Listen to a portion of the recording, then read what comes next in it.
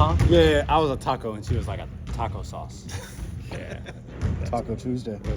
And that played nothing into it, but after the night we thought about that. What was the best and worst costume you saw? Best, I think Mike was Johnny Depp and he was a pirate.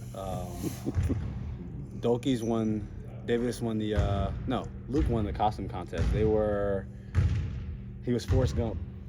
And then they came in second. They were Britney Spears and Kevin Federline. K-Fed? Yeah, Federline. yeah, Federline. Which Forrest Gump? What? Well, because he's got different sticks. Like the weird with the runner. No, it was the shave with the hat when he had the Okay. ping pong battle. Yeah. Okay, there. See, He was that one. clarification. It was good. It was really good. What about just emphasis over the past 2 days here? It's just been a lot of transition defense. Defense in general. I think offensively we were fine. I think we played a good game offensively, but one big thing which I've told them about is we're going to be cross-matched a lot. So that's why transition defense is so important, because half the time I have someone that's 6'8", 6'9" guarding me, and then I'm getting back probably trying to guard a guard, whereas like maybe Harrison or Keegan or whoever it is has to guard the guy that was guarding me. So just cross matches everywhere and just trying to get back, and I think that was a big point of emphasis. I think we're dead last right now in transition defense, and that's something that we have to really work on, because at the end of the day, not too many point guards are guarding me. And then I'm trying to get back to them or whoever it is, and that's going to be a thing that we're going to have to worry about every single game. So, Mike, that was a big point of emphasis. Mike confirmed to us that Keegan's going to start. Just where are you at with that? And how much can his shooting ability help space the floor with that starting unit? I think it helps us tremendously. Ever since when he gets on the court, you feel the spacing increase, and if you have someone like Draymond, not trying to help off of you, that's ultimate respect. So I think everybody in the league pretty much knows what he can do, and he can help us not only with shooting, just his entire package. What was your observation of this Memphis squad coming here tonight? You know it's going to be a tough matchup. Yeah, that's a physical, athletic team. Team that gets out in transition, have multiple guys that can shoot the ball. There's a reason they were, a 2 seed last year and went to the second round. So with them coming in, I think they beat us all 4 times last year. So it's a team that you want to be able to test yourself against. How much have you felt the improved spacing compared to years prior, and how much easier does it make the game for you? It's opened up the game for me tremendously, and then obviously having a guy like Domas that can get you open. I never played with a guy that can screen like him or pass like him. So the additional guys that can put the ball in the basket definitely makes our offense that much better. Do you feel bummed? At the end of the day, it's not what we're doing on offense. We haven't had a game where we're scoring under 100 points, and I don't know how many games we would have, regardless of who we're playing, where we're going to score under 100 points. So it's all about defense for us. Do you feel you guys wear the 0-3 record well as a small sample size? You see some fans kind of overreact, maybe media overreact.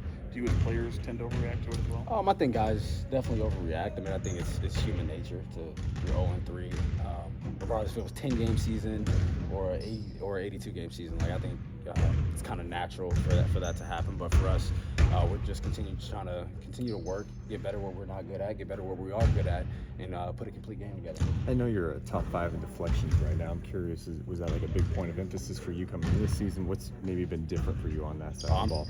Like me personally, or Yeah, you're top as 5. a team? Yeah, I'm top 5. That's good. No, Luke was telling me. I think to be in the top 10 in deflections, something like 2.5 or 3 deflections per game, and with my wingspan, with my activity and how athletic I am, quick twitch, he's like, you could easily be in the top 10, top 5 in deflections. And it's just something. It's just trying to be disruptive. That's pretty much it. And it's not only just playing passing lanes. When I'm guarding the ball, just be disruptive, trying to get them out of their offense, just make them use some clock. And, that's pretty much it. And I think my activity has been pretty good. I think you're at 4.5 right now, by the way. Just gotta start catching some balls. The all-in mentality by Mike Brown. Just how has that been? Do you feel it? Do you feel everyone's bought in 100%? I didn't see that shirt until I saw it on Instagram. I saw the post about it, and I didn't notice that he was wearing it. But I think everybody's bought into their role, and I think we've been more bought in than in the past. And like I said, I think that there are small things that we. And then free throws as well, but other things that we need to fix. And I think that guys are coming in knowing exactly what we need to fix and are working on it. And, Does it seem like this new system's been more of an adjustment for HB, and how important is it to get him going? Yeah, I think it's been an adjustment for everybody. I mean, like I said before, we need to be able to get him some easy looks, easy catch and shoot. I mean, he was one of the better catch and shoot players in the league last year. So we just have to be able to get him. For me, it's like get him the looks that we're trying to get Keegan. And I think when those two guys are clicking, you have two guys that can, shoot over 40% from the three. When they're clicking, I think it makes our team, just that more dynamic.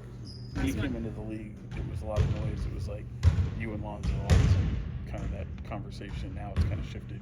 You and Ja always compared together a lot. How do you just kind of wear that when people are always kind of comparing you to someone like that? I mean, it's cool. I mean, he's probably the front runner for the MVP right now. So, you're getting compared to someone like that. But at the end of the day, I mean, you have to win games, and that's pretty much all I'm worried about. And he's done that. He's been to the playoffs twice in his young career. So, hats off to that. And that's somewhere that I'm trying to get this organization. Thanks, guys.